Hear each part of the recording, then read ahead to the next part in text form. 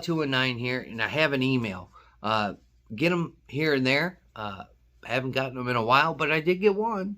Hey, it's better than none. And it's from Kingpin. No, I don't make little figures out of everybody that sends me an email. I got that from gun websites. So thanks for sending that. But he sent me a pretty good email. I kind of touched on it on Rants and Raves, which is Wednesday nights, 9:30, 10-ish. And I touched on it a little bit, but the main focus was on gun websites and some of the projects that he has brewing over there in his land. But I did jot down some pretty good questions, and I hope I can answer them. Because again, we kind of get sidetracked when we go on live chats. It's just the way that is. But he said, what do you think with a world with no 4473s would look like? Back in my days, I don't know how old Kingpin is. I've never asked him that. There used to never be 4473s. If you go back and look, and when it was installed, that wasn't a big thing. A lot of people around my area remember Fetla's.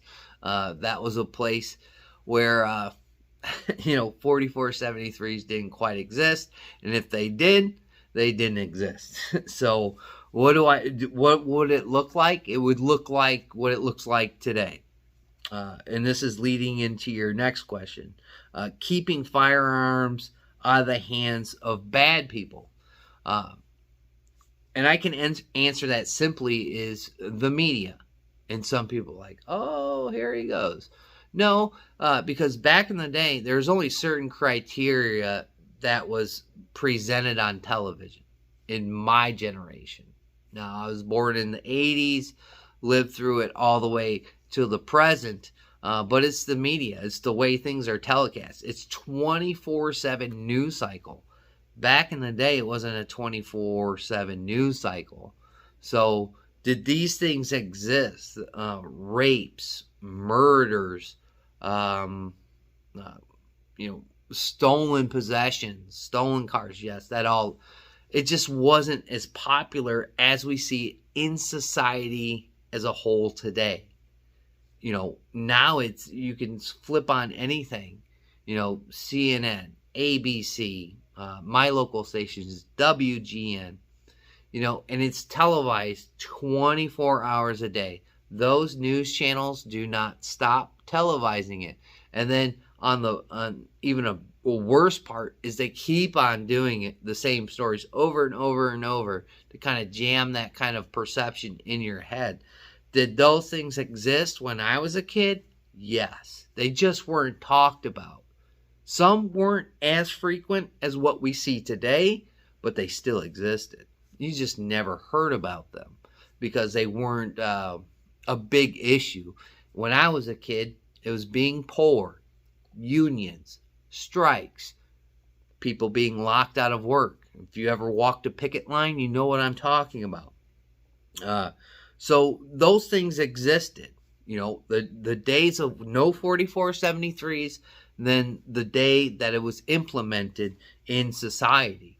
It still did not stop people that shouldn't have certain items in society from getting them. It just never did. It's more frequent now because you hear about it all the time. Back in the day, you heard about it. But it wasn't until something really tragic happened. A mass killing. That's when you heard about it. But if you didn't think cars got jacked back in those days, you're wrong. If you didn't think convenience stores got robbed, you're wrong. Those things happened. It's just now more politically motivated in news stream media and with politicians, anti-gun people that are connected to politicians. Everything revolves around the government. That's why 4473s were implemented, because they thought it was going to stop crime. 4473s do not stop crime. That leads into the next question you ask, and we'll do the Double Doozy. The right to deny a sale, since I work for a reputable FFL. and being called a racist or a bigot.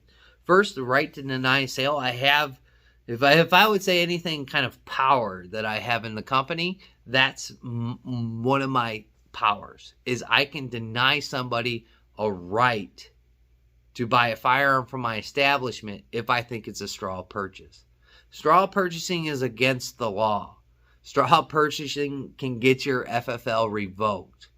It can definitely make you stand out to government officials if you continuously sell guns to people that shouldn't have them, or people that are buying the guns for the people that shouldn't have them. It happens. It happens a lot. It just, there's a lot of gun shops in the United States of America. In Mexico, there's one. This isn't Mexico, so there's a lot of different spots. There's a lot of people that are just individuals that have an FFL that can transfer firearms in the United States of America. That's what a lot of these other people don't understand. Joe Biden doesn't understand it. The leftists, the anti-gunners, there's a lot of people that are have, I would call them personal FFLs, where they can transfer firearms, make a slight profit off that, but be scrutinized by the government, which, they have been. There's been a lot of FFL revocations, I should say, here in the past few months, ever since the administration had implemented the zero tolerance policy. You can go look that up in all kinds of forms or fashion of life. When I do that, do I get the racist or bigoted or targeting? Yes, I get that a lot. I can gun shop story real quick. I remember telling someone I couldn't sell them a gun because they smelled like marijuana. People don't understand that. There's a lot of people that don't understand that marijuana is not accepted on the federal level. If you go fill out a 4473, you'll figure that out in one of the questions. So if you smell like marijuana or alcohol, by law, I am legally not allowed to sell you a firearm. That's how that goes. If I get a whiff of marijuana, you're not buying a gun. If I get a whiff of alcohol, you're not buying a gun. You're probably not even going to look at a gun. It's probably never going to come out of my case. That's how stern I am. Some people will be like, that's not right. I understand your feelings, but that's the law that I have to abide by. That's what makes me not a criminal, is abiding by laws, being law abiding. But yes, it has happened. I remember very vividly that somebody tried to say I was racist because of the color of their skin. But this person tried to buy a gun for someone who I knew was a prohibited person for buying a firearm. Not only that, we watched them on camera.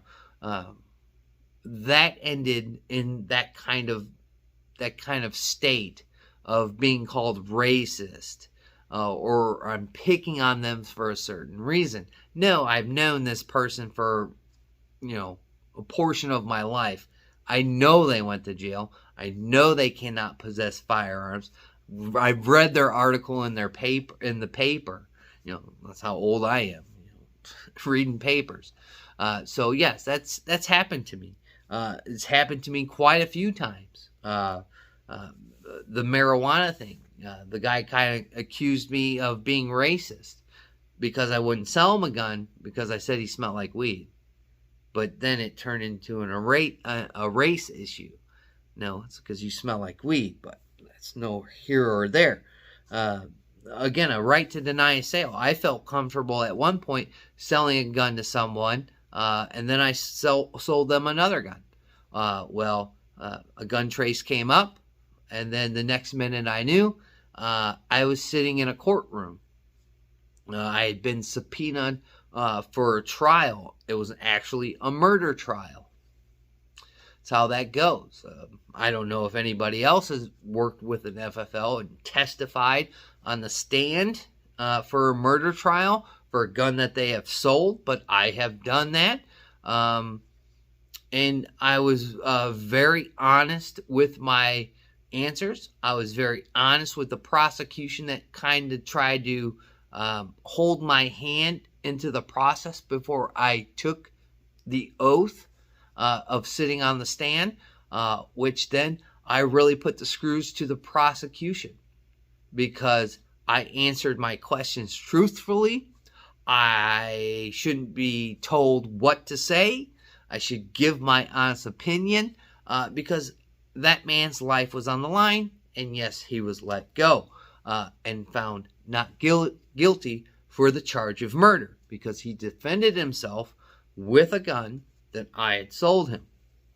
So there's a lot of things that can go on working at a gun shop. Everything that I just explained. Do I think all these gun laws work? No. I've seen it in person. I've testified. I've done a lot of things in the short course, in the short term of being in gun culture, being in the gun community, doing all those things. And I don't think gun laws work. Criminals are going to continue to do criminals. Short story. Just down the street here, somebody had broken into somebody's house, kicked their door in, tried to rob them, and guess what? It was the F around and find out clause for him. He's probably going to get buried somewhere. Criminals are going to do what they're going to do. And I think it's not about race. It's not about color. It's not about creed. I believe everybody, man, woman, or child, has a right to defend themselves. I'm looking at 18 to 19 to 20-year-olds as child because that's what the government wants to put on. Remember, 18, 19, 20-year-olds can't smoke cigarettes and they can't get guns, but they can vote for their own oppression. That's totally fine.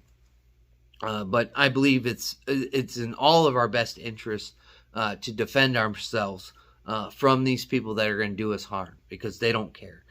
They've never cared about 4473s. They've never cared about a gun law. They've never cared about a magazine capacity issue.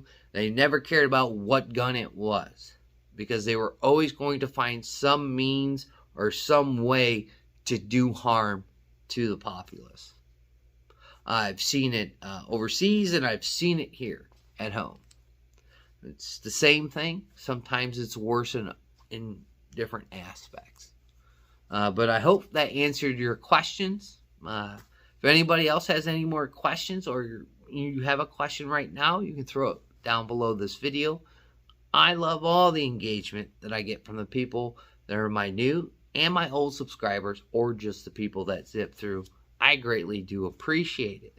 So hopefully, Kingpin, that answers some of your questions.